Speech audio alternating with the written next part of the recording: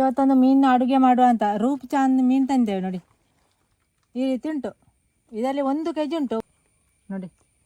ಇದರಲ್ಲಿ ಮುಳ್ಳು ಕಡಿಮೆ, ಮುಳ್ಳು ಇದ್ದರೆ ಕೂಡ ದೊಡ್ಡದು, ಮತ್ತು ಮಧ್ಯದಲ್ಲಿ ಒಂದು ಮುಳ್ಳು ಉಂಟು. ಇದನ್ನ ಚಂದ ಮಾಡಿ ಕ್ಲೀನ್ ಮಾಡಿ ತರುವ.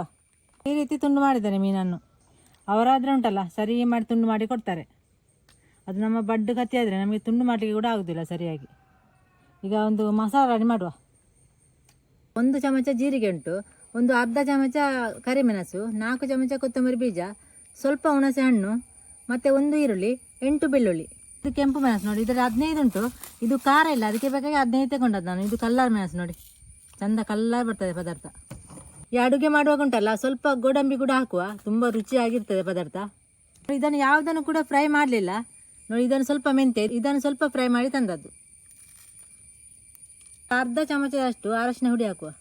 ಈಗ ಸ್ವಲ್ಪ ನೀರು ಹಾಕಿ ರುಬ್ಬಿ ತರುವ. ಇದರಲ್ಲಿ 2 ಟೊಮೆಟೊ ಉಂಟು, 1 ಈರುಳ್ಳಿ, 4 ಹಸಿಮೆಣಸು, ಸ್ವಲ್ಪ ಶುಂಠಿ ಉಂಟು. ಇದನ್ನು ಒಟ್ಟಿಗೆ ಹಾಕುವ. ಈಗ ಸ್ವಲ್ಪ ಎಣ್ಣೆ ಹಾಕುವ.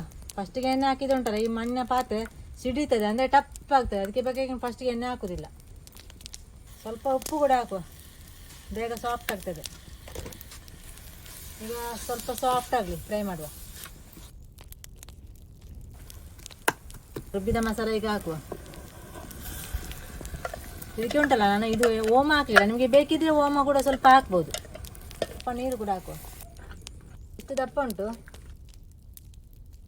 ಇದಕ್ಕೆ ಸ್ವಲ್ಪ ಉಪ್ಪು ಕೂಡ ಹಾಕುವ. ಆಗ ಸ್ವಲ್ಪ ಹಾಕಿದ್ದೇನೆ, ಉಪ್ಪು ನೋಡಿಕೊಂಡು ಹಾಕಿದ್ರೆ ಆಯಿತು, ಎಷ್ಟು ಬೇಕು ಅಷ್ಟು.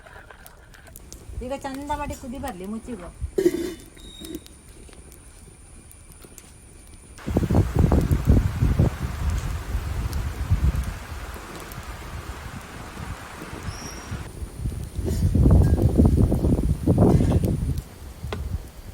ಚಂದ ಮಾಡಿ ಕುದಿ ಬಂತು. ಈಗ ಮೀನು ಹಾಕುವ.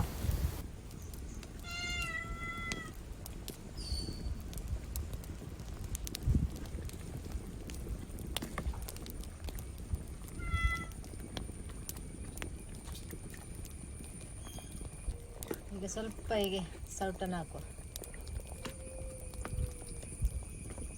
ಇನ್ನೊಂದು ಕಡಿಮೆ ಉರಿಯಲ್ಲಿ ಒಂದು 5 ನಿಮಿಷ ಕುದಿ ಬರಲಿ.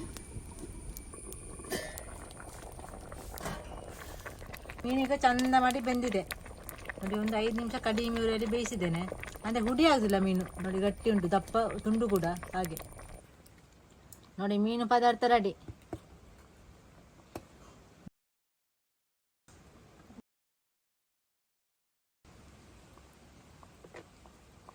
ಈ ಮೀನಲ್ಲಿ ಉಂಟಲ್ಲ ಮುಳ್ಳು ಜಾಸ್ತಿ ಇಲ್ಲ ನೋಡಿ, ಕಡಿಮೆ ಮುಳ್ಳು ಇರೋದು.